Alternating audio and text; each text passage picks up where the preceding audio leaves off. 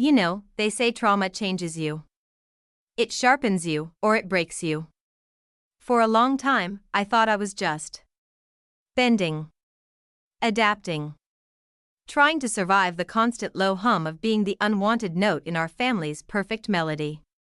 I was Elena, the black sheep, the disappointment. A title I wore, or rather, that was assigned to me. From childhood, our family had a script. Mark, my brother, was the star. Brilliant, destined for greatness, effortlessly charming. The golden child. And my parents, Eleanor and Arthur, were the proud directors, basking in his reflected glory. My role? The quiet understudy who never quite learned her lines. The supporting character they often forgot to put in the scene. Growing up, it wasn't always loud arguments. It was the little things. The slightly less enthusiastic praise for my report card. The quick change of subject when I talked about my dreams if they didn't fit the family's narrow definition of success. The constant, subtle comparisons to Mark, how he handled things, how he planned, how he was just naturally more of everything they valued. As an adult, the dynamic solidified. Mark soared in his career, exactly as predicted. My path was different. Slower, perhaps. Building a life, finding work I believed in, valuable work, but not the kind that made headlines or large bonuses. And their disappointment calcified into something colder. Disregard. And eventually, something that felt very much like deliberate cruelty. Oh, Elena's doing something in the city, isn't that right, dear? Mom would say to relatives, making my perfectly respectable job sound vague and unimportant. It keeps her busy. Mark's already thinking about expanding internationally. Dad would boom into the phone, loud enough for me to hear in the next room. Real vision. Not everyone has that, you know. They'd ask Mark for advice on investments, on business decisions, hanging on his every word, while cutting me off if I offered an opinion, even on something I had direct experience with. Stick to what you know, Elena, Dad would say, not unkindly, but with a patronizing tone that suggested what I knew wasn't much. The most painful part was how it extended to my life choices, my character.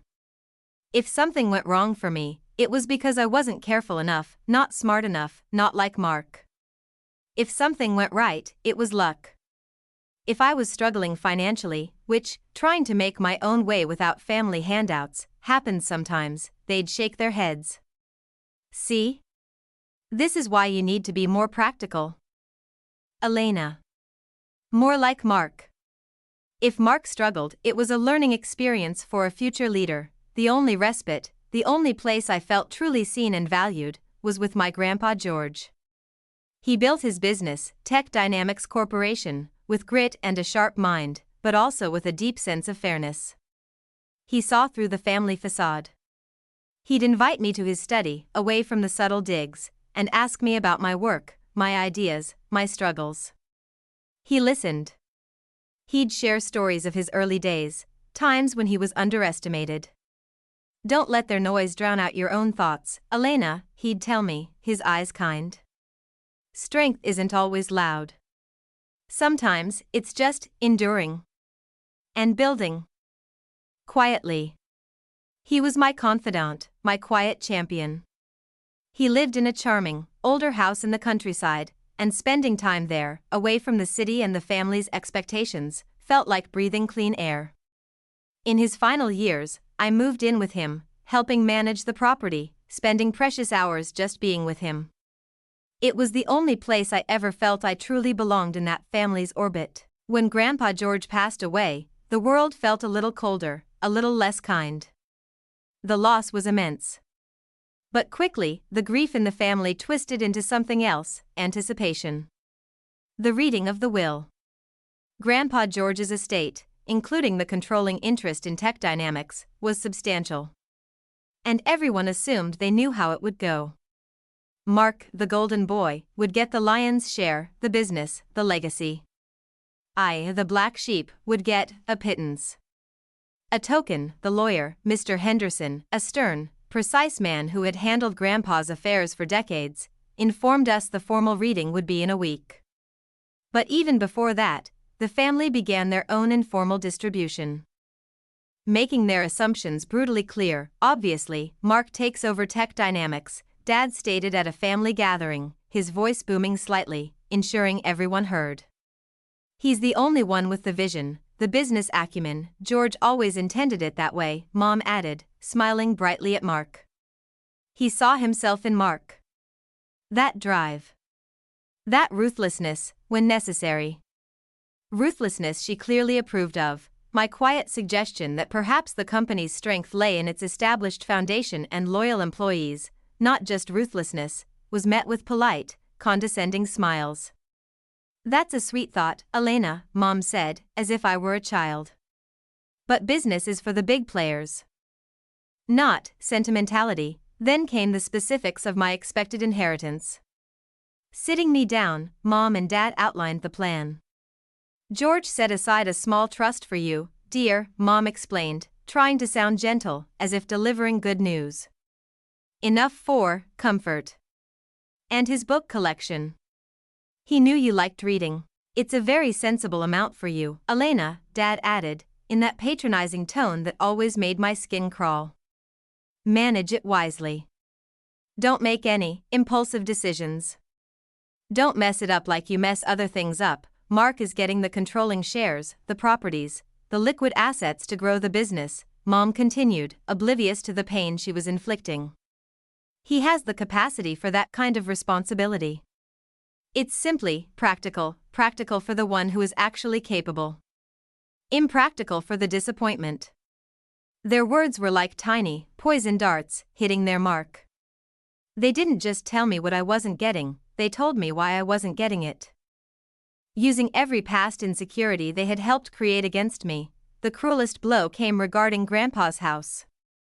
The little house where I had found peace, where I had cared for him. About the house, Elena, Dad said, avoiding my eyes. It's a valuable asset. Part of the estate Mark will inherit. Mark needs it, Mom stated flatly. For business retreats, client entertainment. It's perfect for his needs, but... I'm living there, I whispered, my voice barely audible. You were staying there, dear, Mom corrected, her voice cold. Helping George. It wasn't yours. Be reasonable. Mark needs you out by the end of the month. 2 weeks should be plenty of time for you to find something else. 2 weeks. To leave the only place I felt accepted. To pack up my life based on their assumption of what I was capable of. There was no offer of help, financial or logistical. Just the deadline. Use the money George left you, Mark suggested, with a shrug, when I mentioned the difficulty of finding a place so quickly. That's what it's for, right? Figured you'd need it for basics. Basics, because that's all you can handle. Packing was a blur of tears and simmering resentment. Every box I filled felt heavy with their judgment. Disappointment. Not capable. Unrealistic. Keep it simple. I replayed every condescending comment, every dismissive glance, every comparison to Mark. They weren't just taking a house. They were stripping away the last vestige of the life I'd built outside their shadow, confirming their narrative of my worthlessness. I found a cramped, expensive apartment back in the city. The smaller sum from the will still hadn't arrived. I drained my meager savings, took out a small loan just to cover the move and deposit.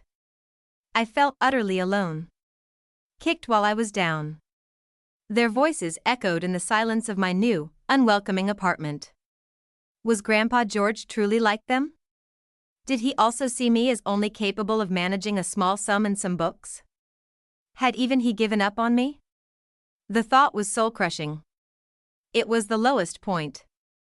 I was adrift, drowning in the narrative they had created for me. A week later, while I was staring at bills, wondering how I would make it through the month, my phone rang. An unknown number. Hello? My voice was flat, devoid of hope. Ms. Elena Petrova? A precise, professional voice. This is Mr. Henderson. Grandpa George's lawyer. We need to arrange a time for the formal reading of the complete will. My heart gave a weak jolt. Complete will? But my parents said they already knew the details. There were preliminary discussions regarding certain provisions. Ms. Petrova, Mr. Henderson's voice was carefully neutral. However, the final, legally executed, will contain significant additional instructions regarding the bulk of the estate. Instructions that could not be disclosed until the formal reading. Significant additional instructions regarding the bulk of the estate? A tiny, fragile spark ignited in the suffocating darkness of my despair. Could it be? No. Be sensible, Elena. Don't be dramatic. Remember what they said? Keep it simple. Not capable. But Mr. Henderson sounded so serious. So definite. Yes. When and where? My voice was barely a whisper, a thread of hope against the heavy weight of doubt. Mr. Henderson scheduled it for the following Tuesday, at his office. I didn't tell my family. I couldn't. Fear held me back, fear of another disappointment, another round of I told you so. But beneath the fear, the spark grew.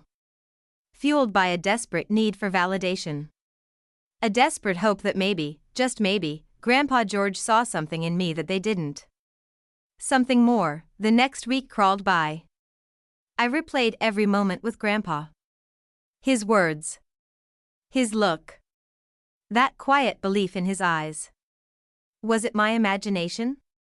Or did he know? Did he know they would try to erase me? Tuesday arrived. I put on the most professional dress I owned, trying to project a strength I didn't feel. Mr. Henderson's office felt formal, imposing. Mom, Dad, and Mark were already there, seated comfortably, radiating confidence and impatience.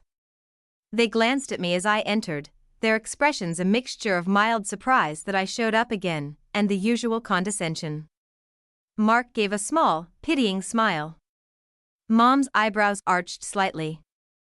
Dad nodded curtly, his eyes immediately flicking back to Mr. Henderson. Their posture, their ease, screamed, "Let's get this over with. We know the score. You get your pittance, we get the fortune. Don't cause trouble." "Ah, Elena," Mr. Henderson said, standing briefly. "Thank you for coming. Please, have a seat." I sat down, feeling the weight of their gazes, the weight of years of being judged and found wanting. The air in the room was thick with unspoken history, with all the insults and slights that had brought me to this point. Sitting across from the family who expected me to receive crumbs, Mr. Henderson opened a thick file. His voice was calm, measured, beginning the formal reading of the will. He went through the initial clauses, the specific bequests, smaller amounts to cousins, distant relatives, charitable donations Grandpa supported. He read the parts confirming Mark would receive a significant portion of the business assets. Enough to give him control over daily operations, as they expected. He read about some properties going to Mom and Dad. Mark shifted in his seat, a small, satisfied smile playing on his lips. Mom and Dad exchanged a look of quiet triumph. They were in familiar territory. The will was unfolding exactly as they had predicted, confirming their narrative of who was capable, who was important, who deserved the legacy. I sat still, my hands clasped tightly in my lap, bracing myself for the inevitable mention of my smaller sum and the books. Mr. Henderson paused. He took a sip of water. Looked over his glasses. His gaze swept across Mom, Dad, and Mark. Then it settled on me. The air in the room seemed to still. "The will contains additional, critically important provisions," Mr. Henderson announced, his voice gaining a new, resonant quality that cut through the expectant silence. "Provisions regarding the controlling interest in Tech Dynamics Corporation, constituting 70% of its total shares, and the remainder of Mr. George Petrova's significant liquid assets." Mark's face froze. The satisfied smile vanished. Mom's eyes widened. Dad leaned forward, his brow furrowed in confusion and sudden alarm. This wasn't in their script. They hadn't accounted for a remainder this significant, let alone a disposition of the controlling interest that wasn't explicitly Mark's. Mr. Henderson continued, his voice unwavering. For reasons stated explicitly in a sealed addendum letter attached to this will, Mr. George Petrova bequeaths the controlling interest in Tech Dynamics Corporation and the entirety of his remaining liquid assets to, he paused. It felt like an eternity. The only sound was my own heartbeat pounding in my ears. Mom, Dad, and Mark were staring at Mr. Henderson, then their eyes darted to me, a look of dawning horror on their faces as they seemed to sense, for the first time, that something had gone terribly, irrevocably wrong with their perfect plan. My granddaughter, Mr. Henderson finished, his gaze locked on mine. Elena Petrova, chaos erupted. What? Mark shrieked, leaping halfway out of his chair, knocking it back. That's impossible. That's a lie. The business is mine, George would never. Mom gasped, her face white as a sheet, her voice trembling with shock and outrage. She manipulated him. That's not the real will. Dad slammed his fist on the desk. Henderson, what is the meaning of this? This is absurd. Elena knows nothing about running Tech Dynamics. George knew that. They were shouting, pointing, turning their disbelief and fury towards the lawyer, towards me. Years of suppressed entitlement, of assumed superiority, of built-up expectation, all crashing down in a single, explosive moment. Their faces, moments before smug and confident, were now contorted with pure, ugly rage and shock. They looked less like grieving family and more like cornered animals. I sat still. My own shock was immense, a tidal wave washing over me. But beneath it, rising through the years of buried hurt, was something else. A quiet, deep, all-consuming wave of vindication. Their words, their judgments, their dismissals, they were all being obliterated by the man they respected most. Mr. Henderson calmly held up a hand, his voice cutting through the storm. Please, control yourselves. The will is valid. It was executed with Mr. Petrova's full legal capacity and includes measures anticipating potential disputes. He picked up the sealed letter. Mr. Petrova foresaw these reactions. He asked this letter be read immediately upon the announcement of the primary beneficiary. The room fell into a tense, simmering silence. Grandpa George's final words. His explanation, Mr. Henderson broke the seal. His voice, reading Grandpa's familiar script, filled the room, carrying a weight and authority that silenced even their rage. To my family, and to my dearest Elena, if you are gathered to hear this, know that the decisions I have made were not taken lightly. I have watched you all, for many years. Mr. Henderson read, his gaze sweeping across their furious faces. I have seen who values wealth and status above integrity and kindness. I have seen who looks down upon quiet strength, favoring instead loud promises and shallow ambition. He paused, and his eyes, just for a moment, met Mark's. Mom's, Dad's. To Mark, you have proven capable in certain areas, and you will inherit a portion of the business to manage under new leadership. But your focus has too often been on personal gain and outward show, rather than the well-being of the company and its people. You lack the humility and the heart required for ultimate leadership. Mark flinched as if struck. To Eleanor and Arthur, you have built a life based on appearances and expectations, often at the expense of genuine connection. You have favored one child above another, valuing conventional success over true character. You have failed to see, and sadly, often actively dismissed, the immense capabilities and inner strength of your daughter, Elena. Your actions have caused her pain, and for that, I am deeply saddened. Mom and Dad gasped, recoiling as if physically slapped. To my granddaughter, Elena, Mr. Henderson's voice softened, his gaze finding mine again. You have endured unfairness and dismissal with a quiet grace that is a testament to your character. You have worked hard, stayed true to your values, and shown a resilience they never appreciated. You understand people, you understand the core of honest work, and you have the integrity they lack. I have watched you, I have listened to you, and I know that you, above all others, have the wisdom and the heart to protect and grow the legacy I built, not just for profit, but for its people and its values. My vision blurred with tears, therefore, I entrust the controlling interest in Tech Dynamics Corporation and the resources needed to lead it, entirely to you, Elena.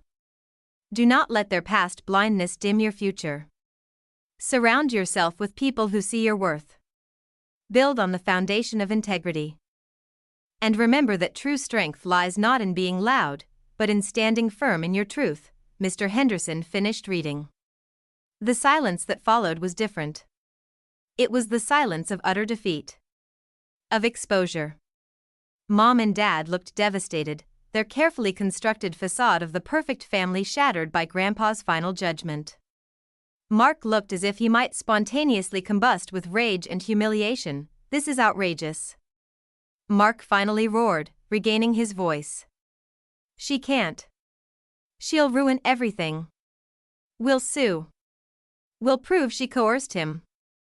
Mr. Petrova anticipated this, Mr. Henderson stated calmly, already pulling out more documents. He underwent several independent psychological evaluations in the months prior to executing this final will, all confirming his sound mind and clear intentions. He also provided a detailed log of interactions and observations supporting the reasons stated in his letter. Any attempts to contest would be extremely challenging. And public, the word public hung in the air. They thrived on appearances. A public court battle revealing Grandpa's scathing assessment of their character, their greed, and their mistreatment of me, the Golden family tarnished for everyone to see. Furthermore, Mr. Henderson continued, his voice leaving no room for argument. As the holder of the controlling interest, Elena now has full authority regarding the company and its assets. This includes the immediate disposition of company properties, such as the house in the countryside.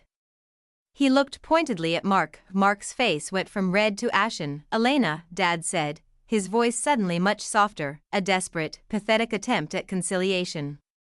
Sweetheart, we can work this out. We're family. Mark can still run things day to day, you just oversee. We can put this ugliness behind us. I looked at him.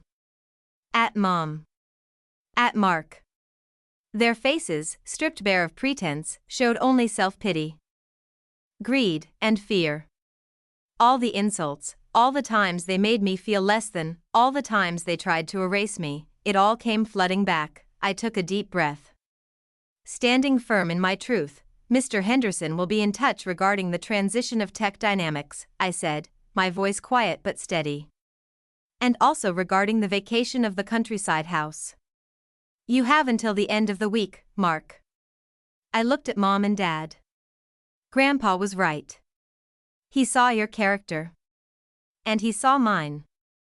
This isn't ugliness, Dad. This is just the truth. Finally, I walked out of that office, leaving them in the ruins of their expectations. The city air outside felt crisp, clean. The weight of years of being the disappointment, of carrying their unfair judgments, had been lifted. It wasn't just about inheriting a company, it was about inheriting validation, dignity, and the profound knowledge that the one person who truly mattered, truly saw me, had believed in me all along. My family tried to make good on their threats. They consulted lawyers, made noise. But Mr. Henderson, following Grandpa's meticulous instructions, shut them down at every turn. The evidence of Grandpa's sound mind and their character flaws, as documented in his files, was undeniable. Facing public exposure and certain defeat, they eventually backed down, licking their wounds and the remnants of the inheritance that wasn't tied to Tech Dynamics. Their relationships fractured further, consumed by blame and regret. I took control of Tech Dynamics. It wasn't easy. There were challenges, skepticism from some who only knew the black sheep narrative. But I surrounded myself with good people, the loyal employees Grandpa trusted, new talent who valued integrity. I applied the principles Grandpa taught me: hard work, fairness, looking after your people. And the company didn't just survive, it thrived, growing in ways based on sustainable value, not just quick profit like Mark would have chased. I kept the little house. It became my true home, filled with warmth and memories. Grandpa's workshop wasn't full of junk, it was full of his projects, his tools, his unfinished dreams. I spent time there, feeling his presence, his quiet pride. Sometimes, on challenging days at the company, or when a stray thought of their past cruelty crosses my mind, I remember their faces in Mr. Henderson's office. Their shock, their rage, their utter helplessness when their world of pretense collapsed. I remember all their words. Useless. Not capable. Disappointment. Keep it simple. They meant them as chains, meant to bind me to their low expectations. But Grandpa George, with his final, brilliant act of trust, turned those chains into the foundation of my strength. My victory wasn't just in getting the inheritance. It was in proving them wrong by quietly, competently, living the truth that Grandpa George always saw, that the black sheep of the family was, in fact, the only one truly worthy of carrying his legacy.